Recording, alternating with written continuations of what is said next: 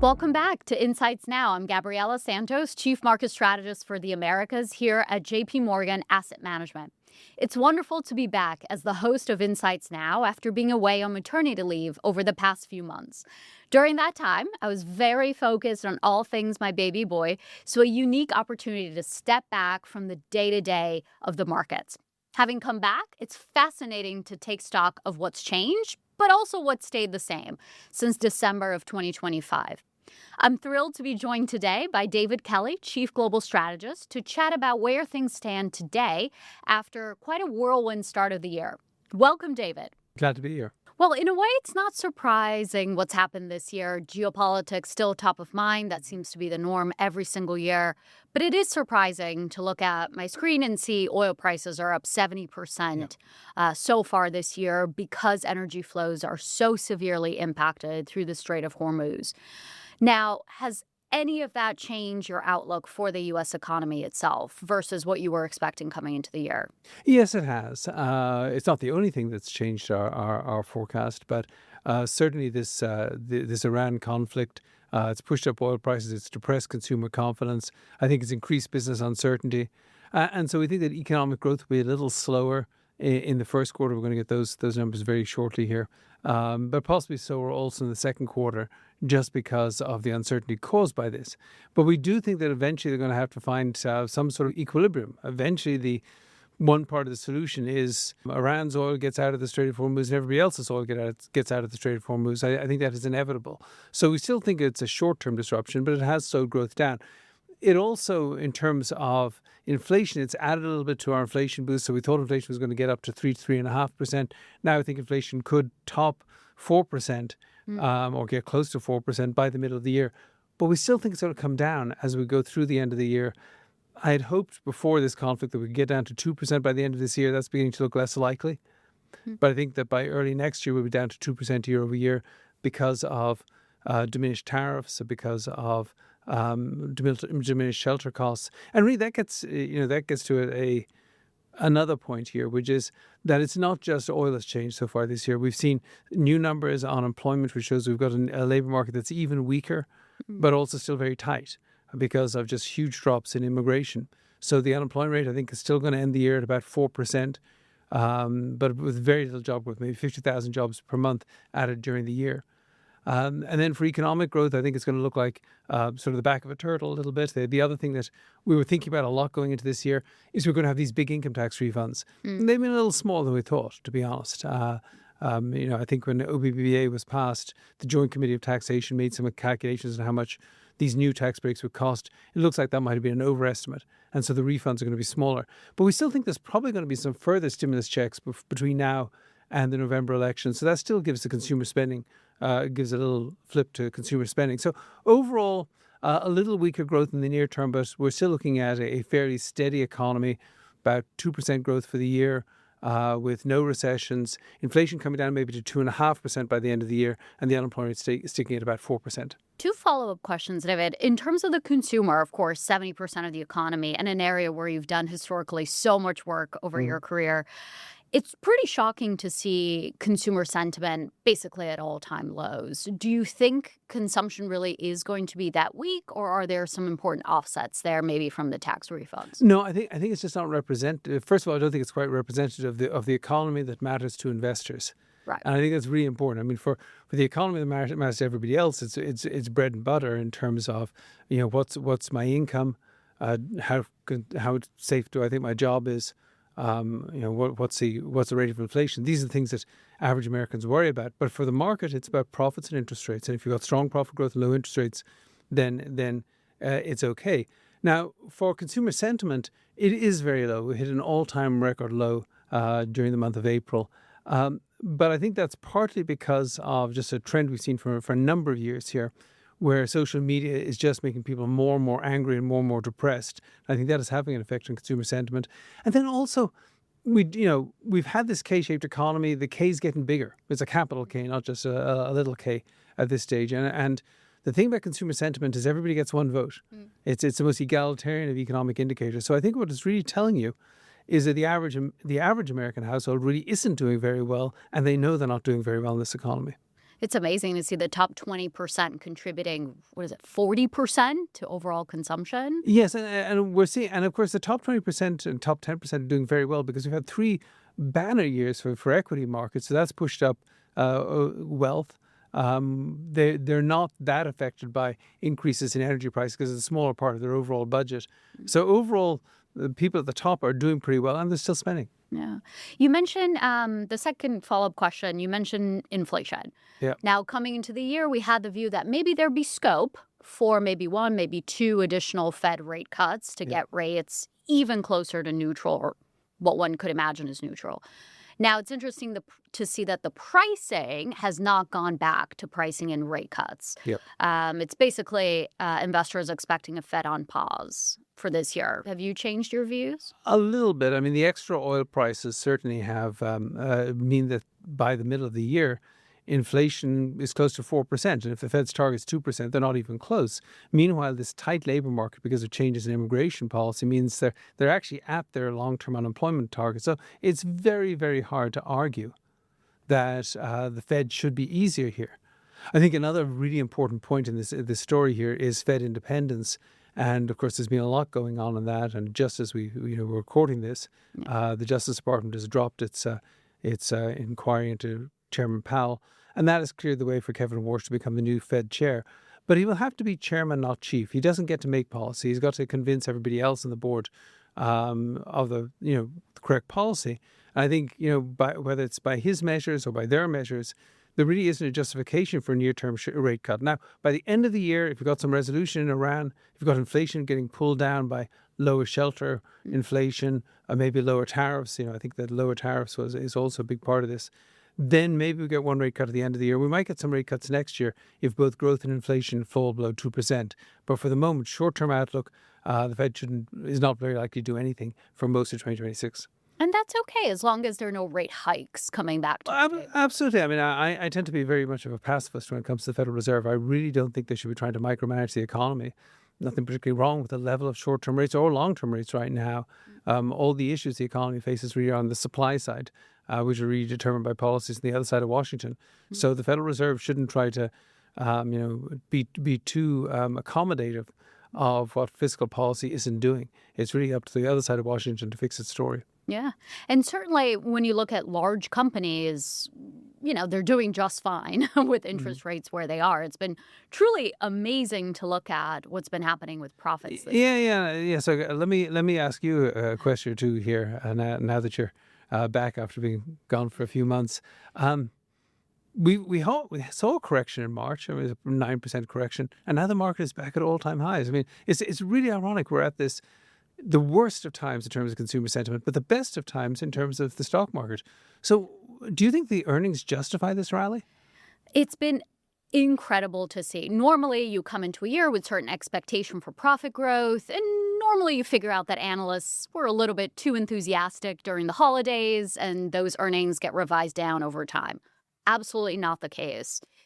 We've actually seen earnings get revised up by 4 percentage points just since the end of December. And now the expectation is for profits to grow about 18% this year. It's absolutely incredible. We're here in the throes of the first quarter earnings season. We seem to be on track for about 13% year-over-year earnings growth, but that's probably going to end up higher because we're seeing above average number of companies beating by an above average amount. Now, if we look beneath the surface, it's not about the economy. There's nothing cyclical there that's really that exciting. Consumer discretionary and staples profits are flat. There's nothing that exciting. It's really about two things. It's AI and it's deregulation. When it comes to AI, you can see that clearly in the tech sector, expected to grow earnings 45%, but you can see it in other sectors as well. Basically, all the beneficiaries of all of that spending by the hyperscalers, especially if you're a semiconductor company or an electrical equipment company, you're doing amazing in terms of your actual bottom line. The second piece is really to see financials growing earnings about 20%. The economy's fine, that's important, but it's really about animal spirits coming back, activity, M&A, potential big IPOs coming up.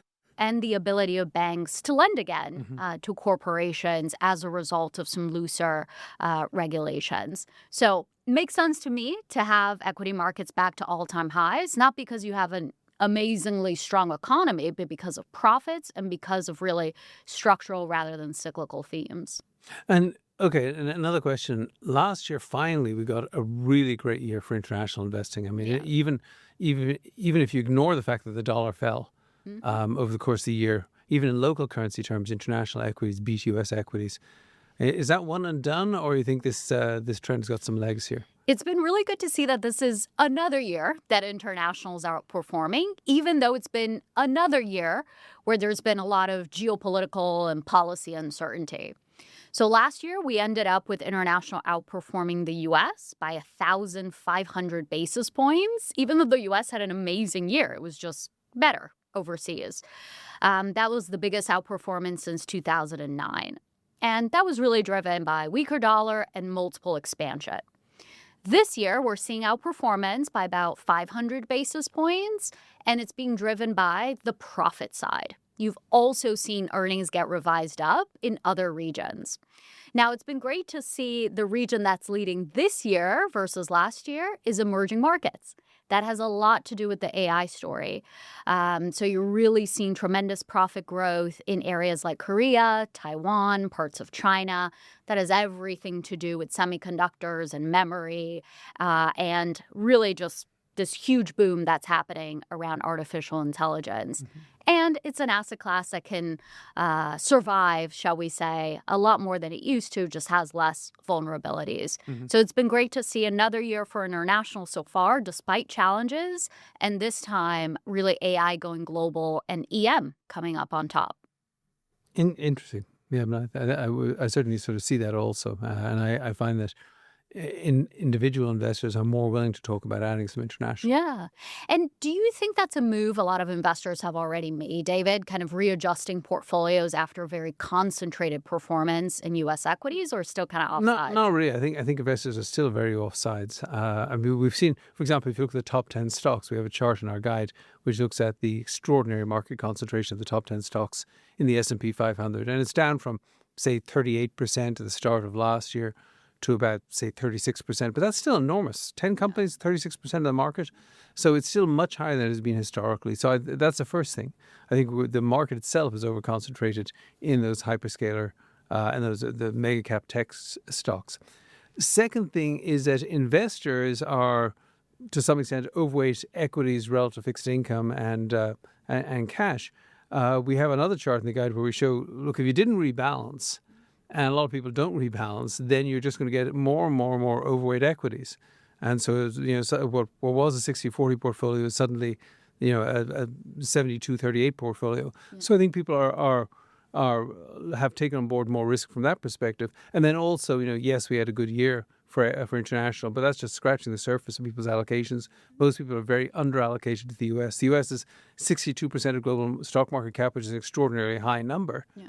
But most investors are far higher in terms of their allocation to U.S. equities relative to international equities. So I think investors are still offside, and I think they do need to rebalance. I mean, when I look at the economy, I feel pretty good about it. When you look at the profit picture, you feel pretty good about it. But we've got to recognize that this economy is vulnerable to a shock.